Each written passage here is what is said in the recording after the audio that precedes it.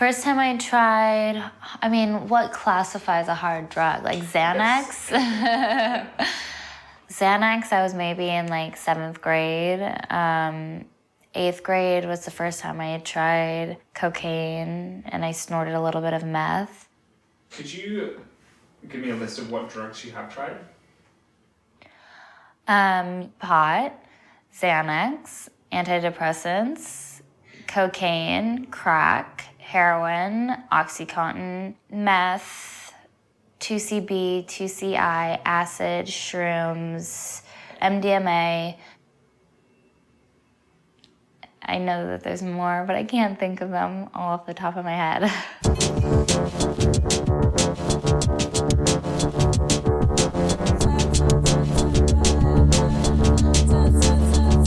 My name is Alexis Neiers. At the age of 17, I became a reality TV star. At the time, I was also a huge drug addict, using heroin and crack in between takes of my show, Pretty Wild. When you're using a lot of drugs, you tend to fall in with a bad crowd, and that definitely happened to me. In 2009, I was arrested for my involvement in one of the robberies that served as the inspiration for the movie, The Bling Ring. I ended up being sent to jail twice before being put into a court-ordered rehab facility where after years of drug use, I finally obtained sobriety. My life is pretty different now. I've been sober for more than 3 years and I'm married with a baby. Many of my friends are still out there abusing drugs, including my ex-boyfriend Kevin. I'm hoping to help him and as many people as I can to find a new life clean of drugs. We are going to go meet up with an old friend of mine, Kevin, and he is currently a heroin addict. And he reached out to me and he said that he got hit by a car and that he got his arm broken and he didn't know what to do. And so I got him into a treatment center and he says that he's ready to go. So hopefully this will be the last time that he uses. In the forest. So this is my neighborhood, Heron City. No, I think everybody here is addicted to heroin. Right now it's mostly meth, and then other parts is mostly crack. Crack is cheap. My first time smoking crack was with you. Oh yeah? Crack is horrible though. Crack's the shit. What are you talking about? I much prefer downers. Yeah, I prefer both. Kevin and I began dating when I was about 16 years old, and we had a long, crazy relationship. And eventually we broke up. He still remained as my drug dealer and using buddy, and then I got sober. When I first started dating Kevin, he was athletic. He loved skateboarding. He was into art. He loved painting and drawing. He was very spiritual. When he started using, stopped painting, stopped doing art, stopped focusing on his spirituality. So it happened pretty quickly for him, just like it did for me. Hi, Puppy Chow. Oh. Hi, Chow Chow. I remember Kimbo, the puppy? Yeah, why did he die? He got cancer. Oh. I don't have the phone. I don't have the phone anymore, but I used to have a picture of him and you're naked in my bed. No, shush it. He had his little paw around your boots. Oh my It God. was so cute. I'm so glad you don't have that photo anymore. I do. What about the photo that you said you didn't? I have the somewhere. The first time that I had tried oxys, I was in the car with Kevin. I took my first hit and I fell in love. I remember Kevin looking at me and saying, you know, you need to slow down, this is really dangerous. And I didn't stop from that day forward. Alexis and my foster daughter, Tessie, looked like holy hell sometimes. And, you know, we had a lot of good things happening in our lives. They were doing great things as far as they were booking movies in the entertainment industry, major motion film. I couldn't understand why they were so out of control. That was a trip watching you become famous. It's just like out of nowhere, boom, you get on TV, and it's like, that's my girlfriend. What the fuck is going on? I was the star of a reality television show with my family called Pretty Wild. During Pretty Wild was when my drug use escalated to probably the highest it's ever been. My sister and I had a $10,000 a week habit. We were smoking 20 to 25 oxys a day, 80 milligram oxys. Clearly I was like really emotionally unstable, totally loaded on drugs, and that makes for great reality TV. I don't think they really like understood how bad we were. I didn't know that the girls were using the Oxycontin until a couple of months into the filming. And that's when I started noticing that their eyes were rolling in the back of their head. My youngest daughter, Gabby, came running into my bedroom and she's like, "Mom, don't you smell that?" And I'm like, "Yeah, it smells like burnt coconuts. What is it?" And she said, "It's Oxycontin." And I'm like, "Well, what is Oxycontin?" And she said, "Mom, it's a really bad drug."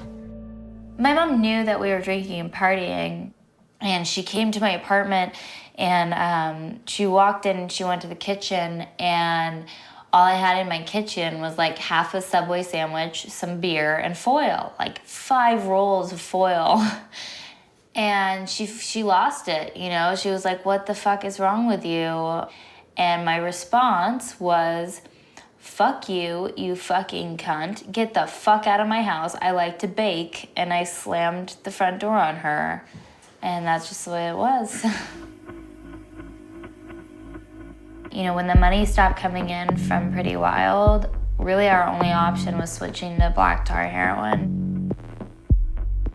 Heroin feels like Oxy times 10. It feels so good. And then when you shoot it for the first time, there's nothing like it. It's instant. I mean, like, I get the chills. Like, I can almost feel the feeling just thinking about it. In October of 2009, I was arrested and charged with residential burglary, targeting the homes of celebrities. I was sentenced to 6 months in jail with 3 years of probation. When I got out of jail, I didn't show up to probation for 2 months, and they raided my house on December 1st. And that's when I was charged with possession of heroin. You can smoke if you want. I was wait till we start walking. Okay. You used to hate on me for smoking. I know. Oh my God. I remember now. You used to crush my cigarettes and pull them out of my mouth and put them on, oh my God, pour water on them. Now look at you. Fuck, if that was someone doing that to me, I'd be so pissed right now. Oh, I was pissed. When I was 13, I started selling drugs because everyone always asked me for drugs at school because I knew everybody. So basically, one day I got a bunch of drugs for certain people, and at the end of the day, I ended up with more money in my pocket. So it seemed like free money to me. It became a habit. And this is where you got raided last time? Yeah. Well, I came out through here with 2 laptops to go sell them, and the narcs followed me through the alley and pulled me over. This last few months, I haven't been selling drugs because the cops are just on everything. So what I've been doing to get money is I go come up and steal stuff. So it's like quick, easy money for me, and that's become a habit, stealing stuff. It's just like your whole day and all your time's revolved around getting money or how to get drugs or how to get high and stay well so you're not just feeling like shit. And that's not a way to live. Is this a good idea? Your arm is broken. Yeah, this is the apartment complex that I lived in. It's my girlfriend, like my baby, but now we're not really together. And we had to leave because the cops kept coming and harassing and trying to take my kid away. So I lived up there.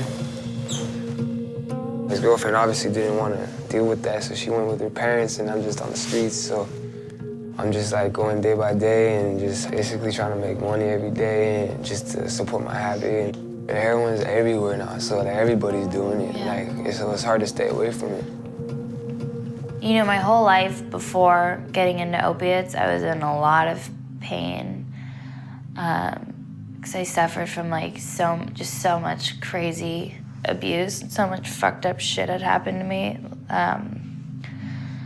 So using opiates was a way to put my mind to sleep. It allows you to be free and to not give a fuck anymore. For the people that started with pills, I know it started like that with me because I didn't know what I was getting myself into, and like I didn't know opiates made you feel like that. So once I couldn't get Oxycontin or whatever, I was getting sick. I didn't know what was going on, and then someone said, hey, well, heroin's the same type of thing. So I started doing heroin, and I felt instantly better, and that became a habit. Have you had a moment like that yet, where you've had like a moment of clarity, like, oh my God, I can't do this anymore? All the time. Just low points like shooting up, like just staring at myself in the mirror, just like trying to find a vein, like, and I just poking myself with a needle, blood everywhere, and like you're just like, what am I doing? There was many low points in my drug use. You know, panhandling on the streets for drugs, low point. Considering prostitution, low point. Being raped, low point.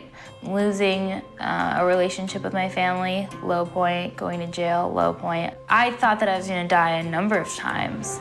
And then the day before I got sober, I prayed, and I didn't even know what I was praying to, but I knew I was dying. I knew it was over. I'll get clean, I'll go to jail and get clean and get out and just be like, all right, I'm gonna do this and that, and then it barely lasts like a few weeks and I just get sucked right back into like my little shithole, like, you know? If I consistently do it, I'm gonna end up in jail still.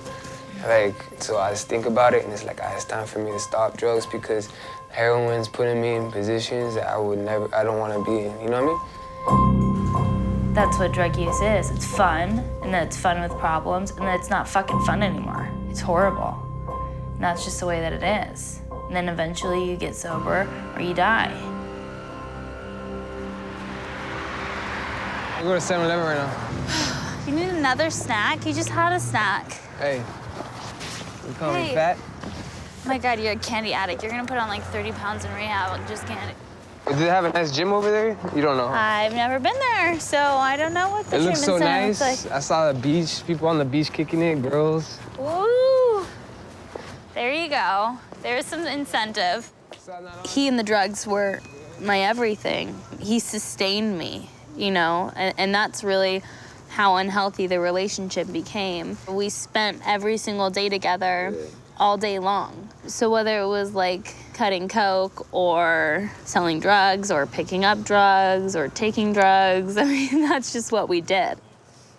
Towards the end, it was like we were living parallel lives, and like sometimes they would like cross into each other's, you know, and then like we'd keep moving on, and then like, I'd never thought that like we would ever sit face to face again.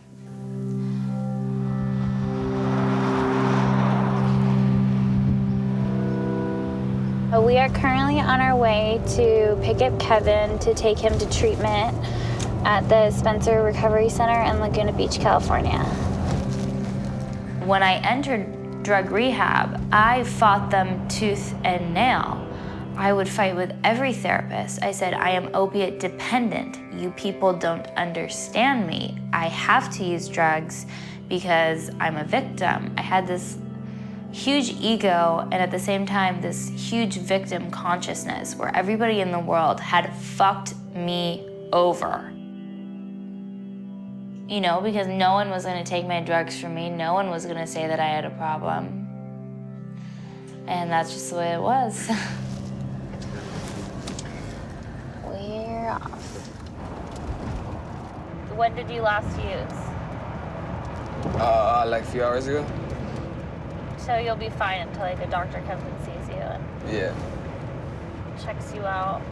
I'm sure they'll have someone there like right away. You know. I went to one group with this guy, and he was a recovering heroin addict. And he said one thing to me that changed everything. He said, normal people don't do heroin. Something clicked where I was like, holy fuck, he's right. That was it. Oh, here we go. I know. I'm gonna take you out of that car seat in 4 minutes, Miss Harper. You've been such a trooper. Who are you talking to? It's like, who's touching my head?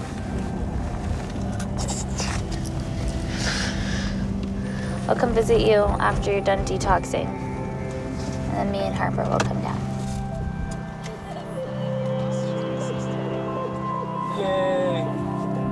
Hey, you're rehab. Have fun.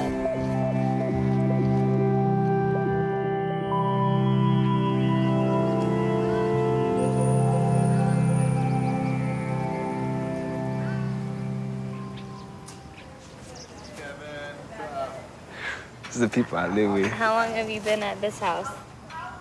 Like a month. Do you like it better than Calabasas? Oh, there's ups and downs. Yeah, I like it a lot better. But, I mean, for my recovery, it's better, yeah. You're like, what, 68 days sober? What did you say? Like 65. I got no desire to go back to doing that. But I just gotta like live for today at the moment because I don't know what's gonna happen in the future or how I'm gonna feel in the future. So I'm not even trying to think about that. But yeah, I don't know what I was doing when I was doing that stuff. I think that when you have your first love, you'll always love them. It's a different type of love. It's like you just care about them, you know?